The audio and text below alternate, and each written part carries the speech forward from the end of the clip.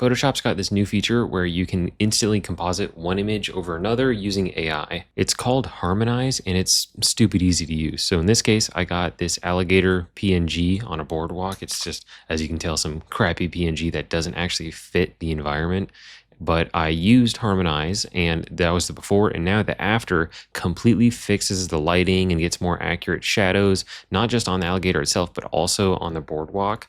And you can see, is it perfect? No, but it is really close. And this would have taken you hours, to get every little detail looking just right. And you would probably keep going, but this is a solid basis. And I got a couple examples that I want to show you to really show you the gamut of its strengths and limitations. So here's a before. I got just this business guy PNG on top of a wall. And I'll show you the after, where I got way more realistic shadows on both his face and then on the wall itself. Obviously, that does not look like a guy, but you can kind of get the idea of where this is going and how you could use this as a basis for you to continue editing on. And here's another example where we have a background that's already edited, and you can tell is like they got this moody atmosphere that's just different from this raw looking photo.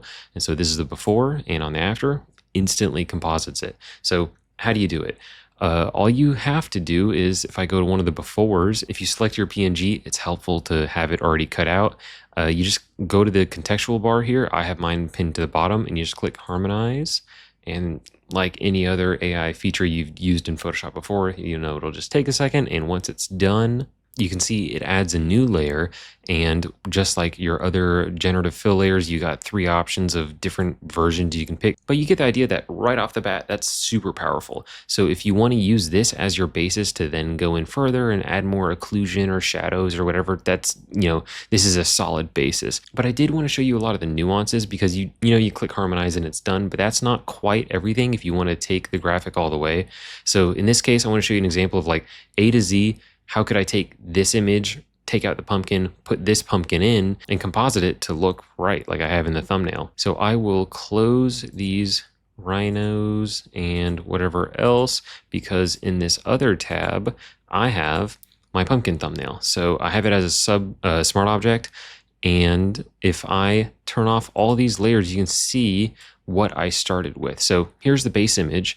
Essentially, I'll kind of work my way up to show you exactly what I did to get to that thumbnail. Essentially, base, I remove the subject and then kind of add the extension. And so that's also AI stuff. So I could show you here just on and off. I just lasso tool the subject. You want to make a rough selection, because with AI, there's kind of a culture around it, a vibe that people don't really like to use AI. So you don't want to make it too obvious. So in places, you want to kind of mask the fact that you're using AI. And so using a rough selection like this is really good. So I just use the lasso tool. And so that'll kind of mask what is and what isn't AI and kind of bleed those edges. So anyway, make the rough selection, and then just like normal generative fill to get that out. And voila, easy enough. So I already got my layer, but just to show you how it's done, from here, once I remove that and have my image that I want to put my pumpkin onto, originally, this is what the pumpkin looked like. So right off the bat, like the blacks are way softer here and don't quite line up with the background image, where it is much deeper and contrasty. And so Harmonize is hopefully going to get rid of some of that. So what I'm going to do is now show you what it would look masked.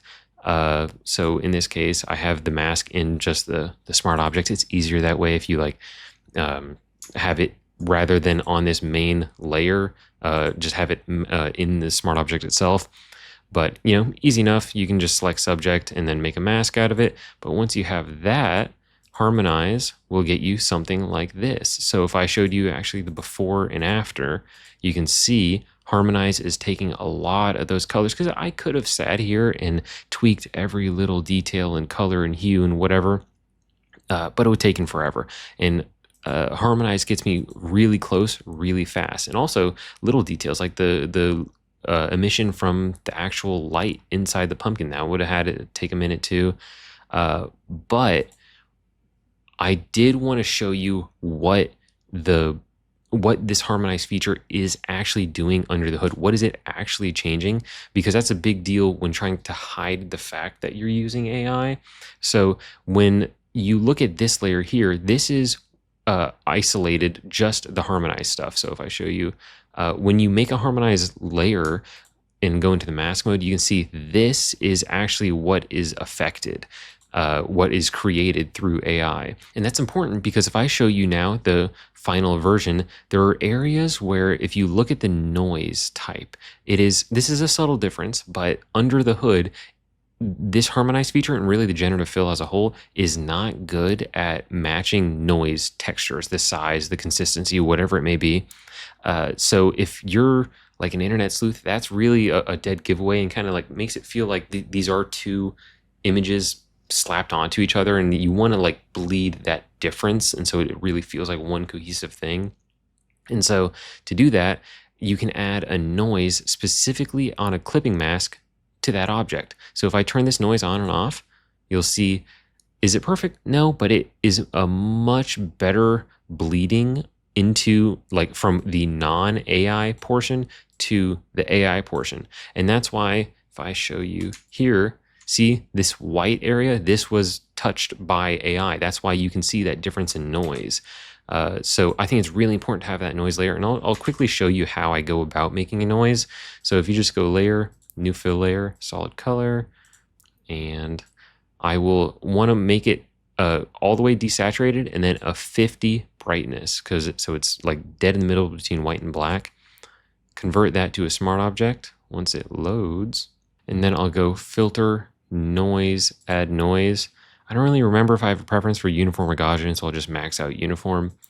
And so now you can tell we got a big gray layer of real detailed noise. But so if I like to get rid of this, let me actually close all my folders here just so you can really see what I'm doing. In this orange folder, I already have my noise, so I'm going to hide that. I'll go ahead and delete it actually so you can really see what I'm doing. And so now we're going to change the blending mode. So we're going to go from normal to overlay. And so now the clipping mask, by the way, I probably should mention, is specifically on a folder with all of my AI edits. So if you had multiple generative fills, like if I removed the eye or something, I would keep it in this folder. So the noise is clipped onto everything in this folder. But anyway, I just have one item, but clearly my noise is not looking right. So right off the bat, I'm going to drop the opacity to about maybe like 20. And it's too saturated because like if you look closely here, this area feels pretty tan, whereas I'm seeing a lot of like reds and greens here. So I'm gonna hit Control U with my noise selected, and I'm gonna bring that way down. And I think that is looking pretty good. And then also you want to think about the scale of the noise. So I think it looks a little small compared to this section here. So I am going to just zoom out all the way. Scale that up, probably about that much. And let's see how that's looking. I'll zoom in, and you're going to want to turn this on and off to really see where it is. This must not be a noise section. Yeah, there we go. So I think that's looking pretty good. Honestly, I might increase the opacity just a little bit. So let's say 33 maybe. Yeah, I think that's looking good. And then from here, I'll just continue using generative fills to remove any of the blemishes and weird spots that'll kind of catch your eye in a bad way. So I'll close this folder and now show you the final version that I did. So I removed the lights. That's just a generative fill. I'm pretty sure I got a folder full of, this is actually a high pass, but in this folder, I got a bunch of generative fills.